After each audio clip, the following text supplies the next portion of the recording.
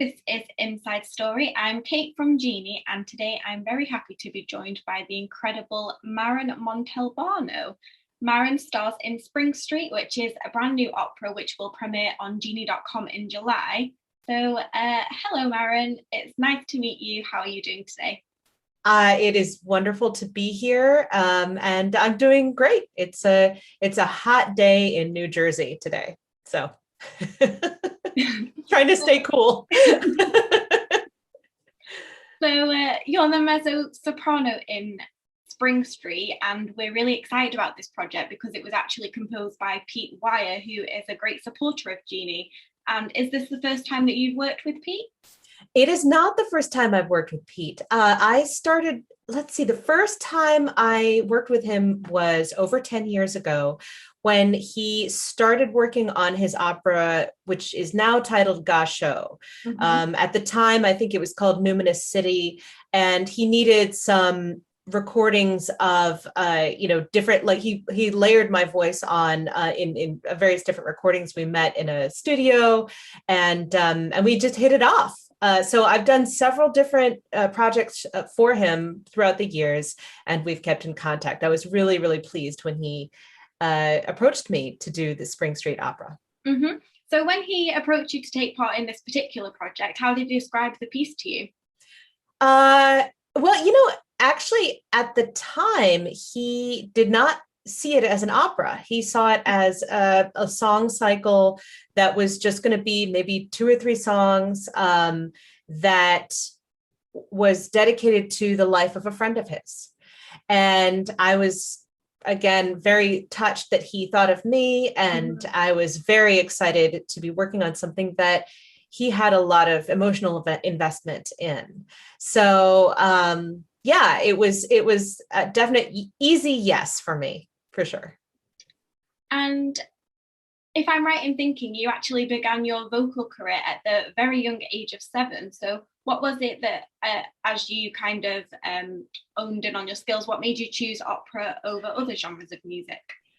So at age 7, I joined the San Francisco Girls Chorus. I grew up in San Francisco, California, and the Girls Chorus had this wonderful program, a partnership with the San Francisco Opera.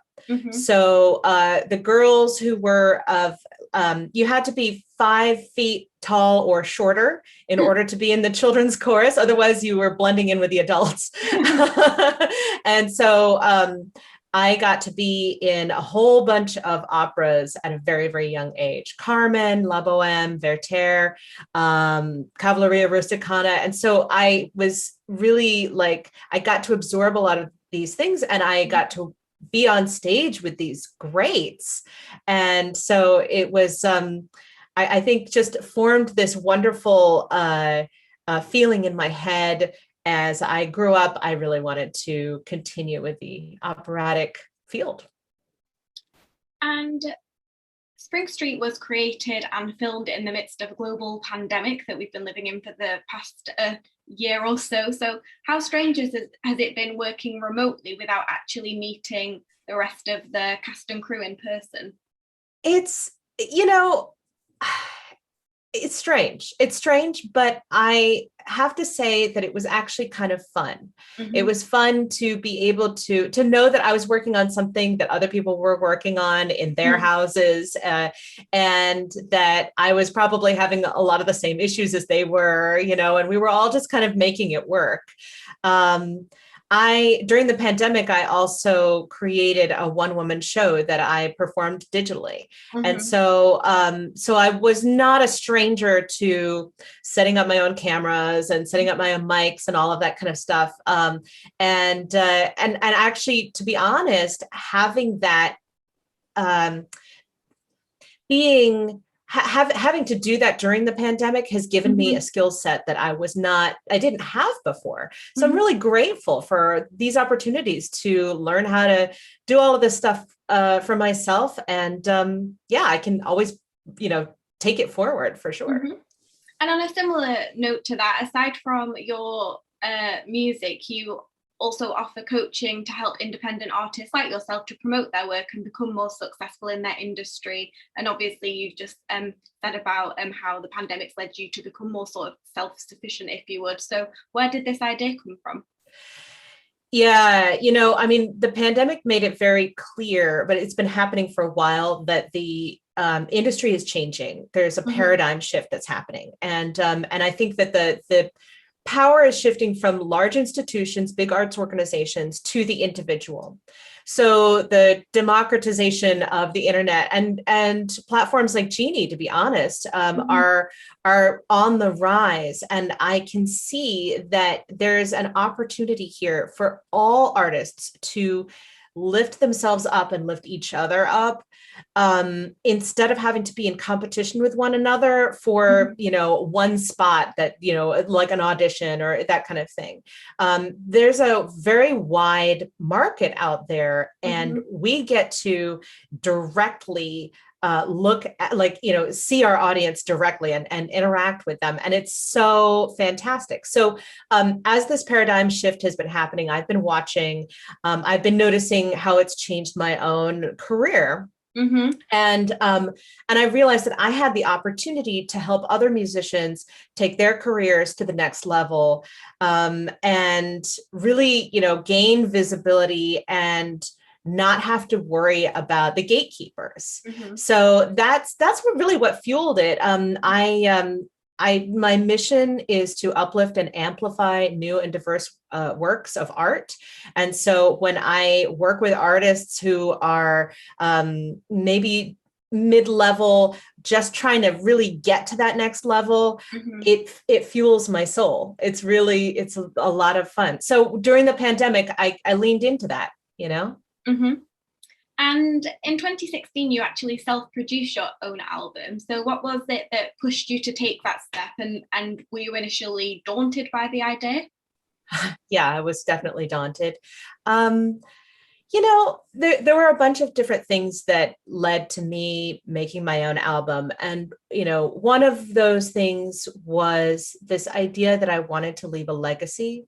I don't have any children. It was at the time, it became very clear that I wasn't going to have children. And so I wanted to think of okay, well, what kind of mark do I want to make on the world? I want to make a mark on the world.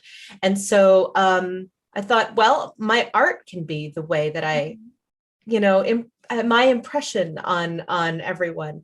And self-producing the album was, yes, it was very daunting. I crowdfunded, so I raised all the funds myself. I wrote grants. I was able to do all of this. And in the process of creating this thing for myself, I actually gained some, I empowered myself, I know that sounds a little woo-woo, but the thing is that it was such a wonderful opportunity for me to find out that I had the ability to take my own career to the next level. So again, being able to have done that, I now can help other people do the same.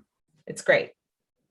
And finally, you've appeared on no less than 3 Grammy award-winning albums. So what would you consider to be your greatest achievement to date? Oh man, that is such a hard question. And I've been thinking about this. I think that my greatest achievement to date, and, again, it's always changing, right? But I really feel I'm really proud of having written, produced, and premiered my own one-woman show during the pandemic. Yeah. I feel there were so many hurdles there, but it was also a really important thing for me to do personally. I told a story that I had never told before, and there was a level of healing involved in telling that story. And I was also able to reach a lot of people and help their healing journey as well. So that so far has been my best, my highest achievement, even higher than the 3 Grammy Awards. Well, Thank you so much for your time today, Maren. Thank you for being on Inside Story. I've really enjoyed speaking to you today.